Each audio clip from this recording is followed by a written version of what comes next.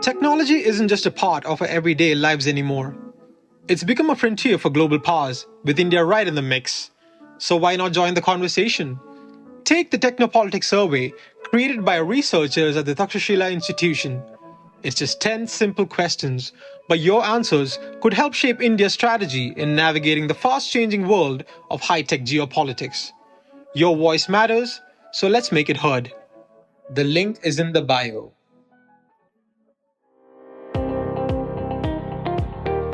Welcome to All Things Policy, a daily podcast by the Takshashila Institution. We are a bunch of policy nerds based in Bengaluru, and we like bringing fresh perspectives to Indian affairs and Indian perspectives to global affairs. So grab a cup of coffee, sit back, and join us for today's chat. Welcome to All Things Policy. I'm Aditya. I'm joined by my colleague Ashwin and by my colleague Jatan Mehta. Jatan Mehta is, if you don't know, a wonderful space writer. He's got two excellent blogs, Moon Mondays and Indian Space Progress, that I would strongly recommend you check out if you are even remotely interested in space. What we're here to talk about today is Venus. Venus is really the forgotten planet. Everybody loves to go to Mars or talk about going to Mars. But India has a ambitious Venus orbiter mission in preparation, and it's just been cleared earlier this year by the Indian government. And it's not the only one. There are other countries also planning their own Venus mission. So I want to talk to Jatan, who understands this better than any of us. I want to talk to him about what exactly India's Venus orbiter mission is trying to do, what the other Venus missions from other countries are attempting, and why we're all suddenly so interested in Venus. I mean, Venus was the planet which basically only the Soviets were obsessed with. From I think about 1961 to 1984, there were a series of so-called Venera missions, and others also tried, but Venus was the forgotten planet, and we want to figure out why everybody's thinking of it now. So, firstly, Jatan, welcome to All Things Policy. This is your first episode, right? Yes, Aditya. This is my first episode, so thanks a lot to you and Ashwin for having me here. And I'm really psyched about the Venus Orbiter mission from ISRO. So yeah, it's thrilled to be here. Awesome.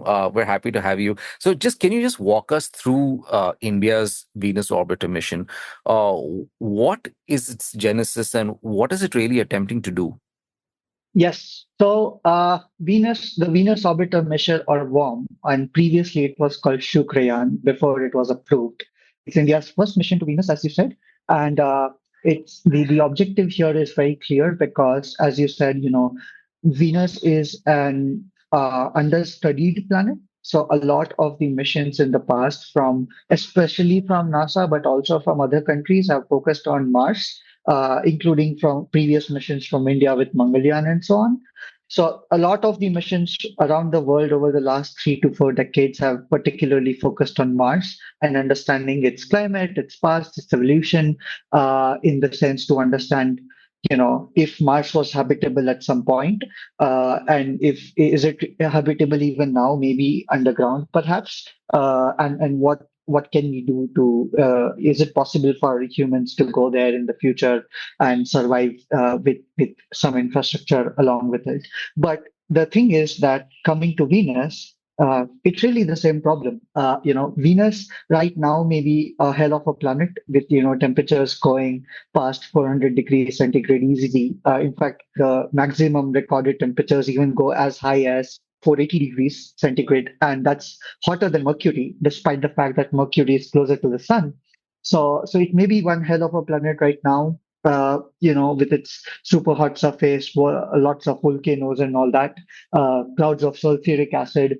But it wasn't always this way. So what past missions have found, including the Russian ones that you mentioned with the Venera probes, and also NASA orbiters from the past, during the 70s and 80s and the early 90s, what they found is that Venus has many rocks that look like they could have formed underwater or with the presence of water. So there are granite-like rocks on its surface, which we know from, at least from the context of Earth and Mars, that they require water to form in substantial quantities. So we do have such rocks and surfaces on Venus across it.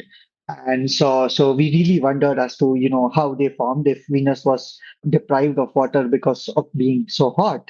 And so what many scientists think is that, based on multiple observations, is that sometime in the past, from let's say about 4 billion years ago to 2 billion years ago, Venus may have had surface water, and it might have been very Earth-like in terms of its temperatures, atmospheric pressure, and so on. And so if you looked at Venus back then, you would be forgiven for thinking it's sort of like Earth. So in fact, the total amount of period that's estimated for Venus to be hosting surface water is about a maximum of 2 billion years, which is much more than what scientists think for Mars, where Mars's surface water is thought to have been present for about 300 million years or so. So that's a whole lot. Like it's an order of magnitude different, right? So the point is that the same questions that we want to answer at Mars, we actually also want to answer at Venus. But Venus has been understudied, and so it has taken a long while for space agencies to reorient and be, have their appetite for Mars be filled enough, and then now they are trying to see if they can find the same kinds of answers for Venus or not. So that's the context in which the Shukrian orbiter or the worm orbiter is also going. So it's our first mission. It will be a polar orbiter because polar orbiters are good for mapping. And mapping is how you get to know a global comprehensive view of various aspects of any planet, including Earth. So it's a polar orbital. It will do mapping with its dozen plus instruments, and we can talk about it as we progress. Jatan, one thing I'm curious about, how is the things that we are trying to do on Venus different from what we're trying to do on Mars? I mean, we start off doing the same things, the mapping and the orbiters, but eventually our ultimate goals with what we want to do on these planets may differ, right? So is there any significant difference? True, yes. So there are two differences the way I see it. One is in the approach itself to do the mapping. So while yes, we are the broadly speaking, we are doing the same thing as we do with any other planet, but in more specific ways when you dive into the instrument sets and other things that we send to Venus, because it's a much more dense atmosphere. So you can't really, the instruments can't see stuff on the surface, unlike with the case of Mars, for example, and even with Earth observation satellites on Earth, where more often than not, you don't have cloud interference as much, or you can at least wait for some time for the clouds to pass away. But with Venus, that's not the case. It's just always cloudy. It's intensely dense. So you can't see through to the surface with your regular spectrometers. So what you need to do is, with our basic understanding of the Venus's atmosphere, we identify certain spectral bands in which are transparent to the atmosphere. So if you design your spectrometer in a way to see those bands in particular, only then can you study the surface. And of course, you also use radars because you have to. Otherwise, there's no other way to do good high resolution mapping globally. So in that sense, the instruments that you make for Venus are, one of a kind. They are made for Venus, and they are not really suitable for other bodies. So that's the first difference. On the second part of it, which is more relevant to the question you asked, is what we plan to do at Venus in the future is very different from Mars. So on Mars, of course, we want to ideally send humans to Mars and eventually maybe have Mars bases and so on. As of now, there are no concrete plans or even concrete concept studies by any space agency to do settlements on Venus. And of course, when I say on Venus, it doesn't mean the surface, because you'll just get pressurized and crushed and burnt and whatnot. But the Venus's upper atmosphere, about 50 kilometers from the surface, is much more. It's relatively less hostile. Let's just say that it's sort of Earth-like with atmospheric pressures of 180 m and and with access to some sunlight in a good way, and it's much more bearable. So there have been some basic concept studies done of having sort of like a balloon based habitat where it can just keep floating around in at approximately 50 kilometers to 70 kilometers above the Venus's surface, and that will work automatically because of the way circulation works on Venus. But it's not been seriously studied, and there's no serious impetus to do that. So in that sense, our interest in Venus is purely scientific more than anything else. And I think that sort of explains in part why there have not been enough missions to Venus, other than displaying soft power during the time of the Soviet Union. But there have not been many missions, probably because there's not enough of a future human exploration impetus. Yeah, I suspect Venus will continue to attract less resources than Mars, though, obviously there's a lot of prestige involved in going to any planet, orbiting any planet. And, governments are keenly aware of that when they sign off on the budgets for these projects.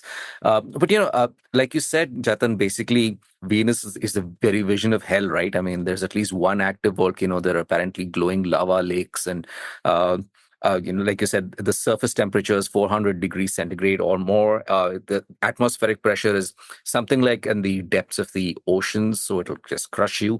But yes, maybe 50 to 70 kilometers above the surface, in theory, a human could step outside in something like scuba gear, right? I mean, that's basically the idea. But what I want to understand from you is, we've heard of at least two other missions, one from the European Space Agency and the other one from NASA. Can you walk us through those missions and tell us, maybe are those trying to do something different? Is there a complementarity in a sense between these different Venus missions? Yes, absolutely. So the interesting thing is that, okay, the three missions that are going to go to Venus from other space agencies around the same time as WOM are two from NASA and one from ESA. The two from NASA are the Veritas orbiter and the Da Vinci atmospheric probe. And the one from ESA is the Envision orbiter. So you have two orbiters, one atmospheric descent probe, and of course, from India's end, you have ISRO's Venus orbiter mission. So the timelines for them look like so. ISRO plans to launch WOM in March 2028, because that's when the window for Venus approaches from a feasible timescale perspective from developing the mission. And if we miss that window, we can still go in the next window in 2030. So that's the timeline for ISRO. For Veritas, it's the orbiter from NASA. It is 2031 currently, and it's been substantially delayed because the original plan was to do it somewhere around 2027, 2028, and then it kept getting delayed because of budgetary issues that the NASA's Planetary Science Division has been constantly facing over the past 5 years or so. Then there's Da Vinci, the atmospheric descent probe from NASA. That's also circa 2031, but it will be a bit later than Veritas in the series of things. And then there's Envision from Europe. That's also 2031, but it's subject to the Ariane 6 launch vehicle getting its booster upgrade. So Ariane 6 has at least two configurations, the 62 and 64. So 64 is the one with four boosters, and so that is the one required to loft the heavy spacecraft that Envision is all the way to Venus. So it's subject to that upgrade, so it might get delayed further, but that's the notional timeline. So what you are seeing essentially is that somewhere between 2028 to 2033, you would have four missions from three space agencies going to Venus, three of which are orbiters. And the great thing is, to your latter part of the question, is that all of them are complementary to each other in wonderful ways. So let's start with the radar. The Venus orbiter mission by India. It has a radar with a resolution of 20 to 30. It will have a radar with a resolution of 20 to 30 meters per pixel. And that's going to be 4 to 5 times the resolution of the previous best at Venus, which was NASA's Magellan orbiter in the early 90s. And so that's like 4 times the resolution, and that's insane because the current modern studies of Venus, especially from an orbital perspective, are all done with Magellan mapping data. And so when once worm gets there and does its thing, you would have like a 4 times upgraded data set right away. That will be wonderful to solve quite a few mysteries at Venus. And it will do so from an orbit of about 200 by 600 kilometers polar orbit. So you would get the highest resolution data set will be at 200 kilometers, and of course it will get coarser gradually as we go to 600. But that's still good because if you compare this to Mangalyaan, our first Mars orbiter, the orbit looks something like. If I remember correctly, it was something like 400 to 600 kilometers at its lowest, and then all the way to 80,000 kilometers at its highest. So it was not really a mapping orbit of any sort, which is why we don't have substantial science output from Mangalyaan because it was a technology demonstrator.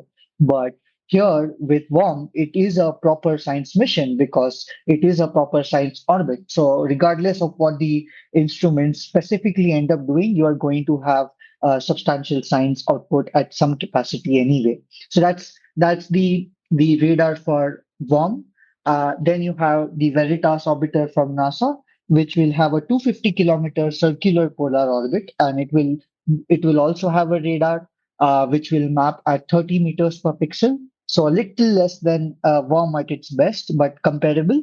And then you have Envision, which will have a 600-kilometer orbit, so it's higher up, but it has a more global view, or its swath is higher than that of both Veritas and WOM. So it will have a more global view. But the interesting thing is that Envision has a full suite of reconnaissance instruments. So you have like whatever Envision manages to capture, it will be like it will provide a contextual view within which you can place the Veritas and the WOM data sets, and then sort of use that as context for refining your science. So the other thing that's of note is that the Envision orbiter has a subsurface sounding radar. So it will be able to see up to a kilometer below the Venus's surface. So not just map the surface, but also map the subsurface. And that's interesting because as of now, we have absolutely no idea what Venus's subsurface really looks like. And that is important because if, for example, if we see buried craters beneath the surface or not is something that scientists are anticipating. If you don't see any buried craters, it means that while impacts have been happening across the solar system with asteroids, through asteroids and comets, if you don't see any buried craters in the immediate subsurface up to a kilometer or two at Venus, it would be a clear sign that Venus has been geologically super active.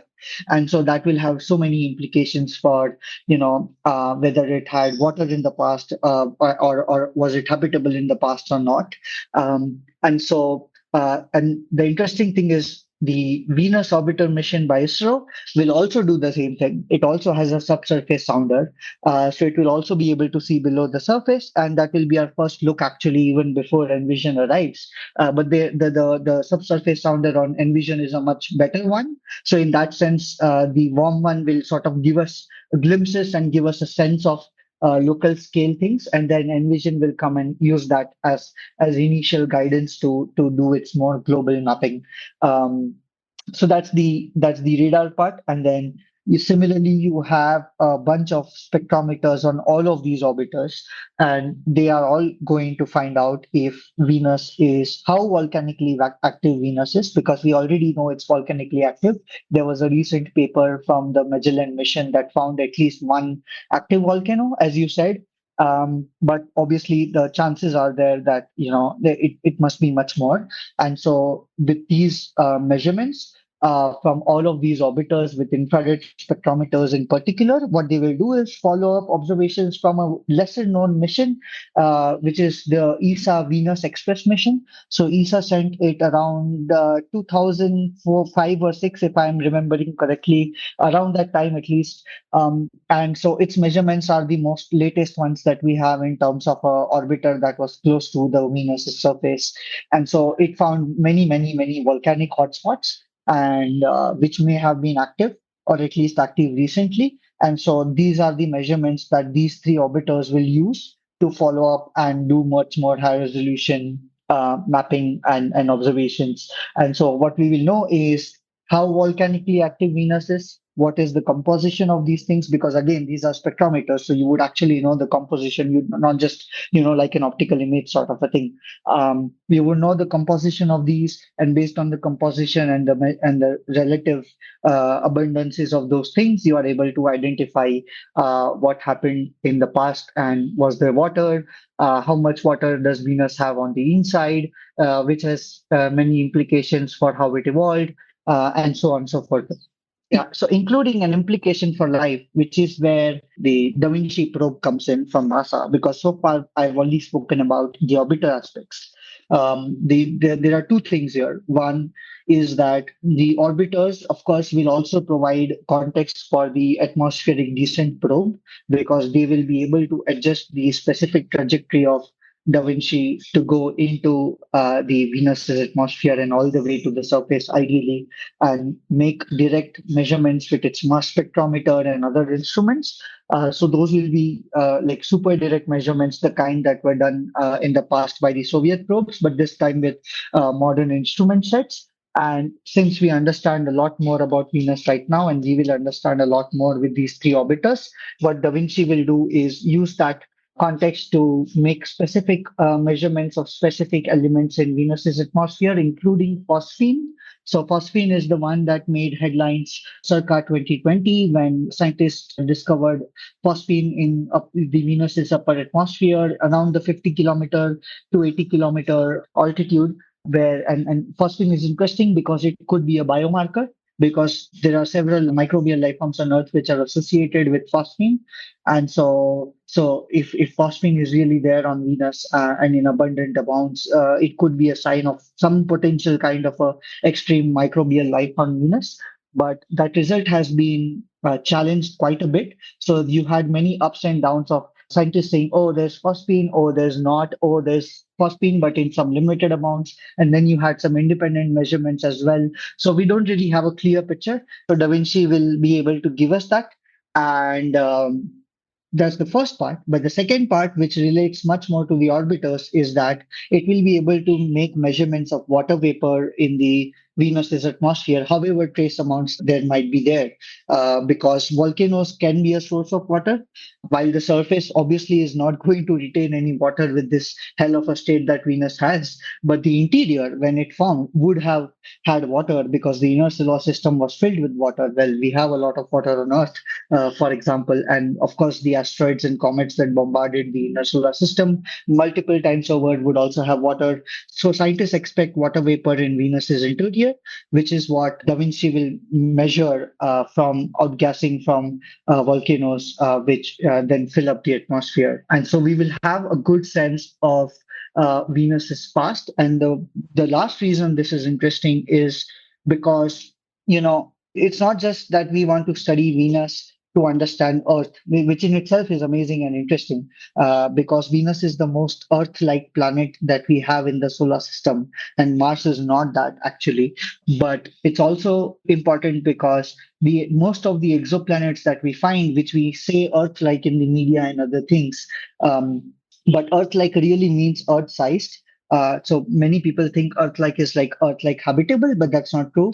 Earth-like is more like Earth-sized. And so Venus is almost exactly the size of Earth. And so if we understand Venus better, which is very different than Earth at the same time, we actually understand so many other exoplanets better as well. And it will help us refine the search for life outside our solar system as well. So this is the broader context of all of the missions. Well, that's fascinating, Jatan, and it's great to see this happening, the Veena orbiter mission happening from India, because it has. I mean, according to the initial plan ISRO had, this had to launch by 2023, right? And so pandemic and a whole host of delays caused this to be pushed down the can to be pushed down, kicked down the road, and finally, even with the human spaceflight missions India has, you would assume that this is of a lower priority, but I'm glad they're getting around to that. So, what are these delays and bottlenecks that sort of delayed this mission to this extent?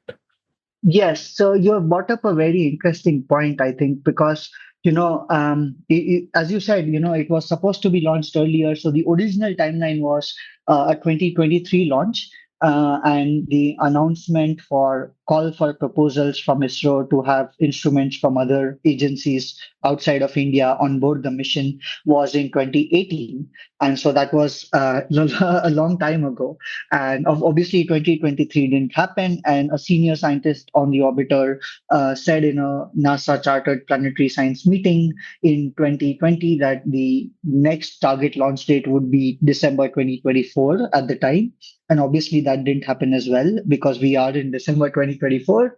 But the thing is, it's not just the pandemic related delays, but it's also the launch vehicle related delays. So while India focused on making Gaganyaan happen as a national priority, a lot of the LVM-3 launch vehicles, which is what ISRO will use for Gaganyaan, the production for that and the assignments for that would be serving the Gaganyaan missions eventually. And we are on the cusp of that as well. That's exciting. But at the same time, it meant the mission designers on the Venus orbiter could not assume the LVM-3 to be available. And if you cannot assume a launch vehicle, even in the design phase, you simply cannot design a craft that's actually ready to be developed because you would have mass constraints and the GSLV Mark II will not give you sufficient mass to orbit. And so you would end up having to rethink the science and the instrument set because, again, it's not just individual instruments, it's a full complement of them that have to work together. So that's interesting. So basically, because of the LVM-3 being prioritized for Gaganyaan missions and then for commercial missions with the OneWeb satellites, and then of course for Chandrayaan, you ended up having the Venus orbiter mission getting delayed. The good thing is that if you have now, ISRO is trying to increase the production rate and the payload capacity of LVM-3. And if that happens, we eventually might end up removing this bottleneck for planetary science missions or at least reducing it. So I'm looking forward to that in the future. But as things stand right now, we have a Venus orbiter mission that's at least 5 years delayed from when it was supposed to be. Yeah, I mean, these are, I suppose, delays that are partly inevitable. But it's also clear that some of these delays are unique to India in the sense that we have constraints with LVM-3, and we have these competing priorities like Gaganyaan, which don't necessarily affect missions in other countries in quite the same way. But Jatan, thank you so much. Venus is, like we discussed, a sort of forgotten planet, and it's good to see renewed interest not just from India but from the rest of the world. And it's also good to see that now we have a serious scientific payload on an Indian planetary orbiter. All of this is great news, and we're looking forward to hearing more about this from you and having more episodes with you on All Things Policy. Folks, we'll provide links to Jatan's amazing blogs in the description, the show notes, and definitely check them out. Once again, thank you so much, Jatan and Ashwin. Absolutely. Thank you so much, Aditya and Ashwin, for having me. And yeah, it's great to have the Venus orbiter mission finally happening. And yeah, if you want to, thanks for the shout out as well. And for the listeners, if you want to learn more about the Venus aspects of all of these orbiters, check out my Indian Space Progress edition number 20. Thank you. If you liked our show, dive into Takshashila's research on technology, strategy, and economic affairs, check us out at our Twitter handle @TakshashilaINST or our website takshashila.org.in.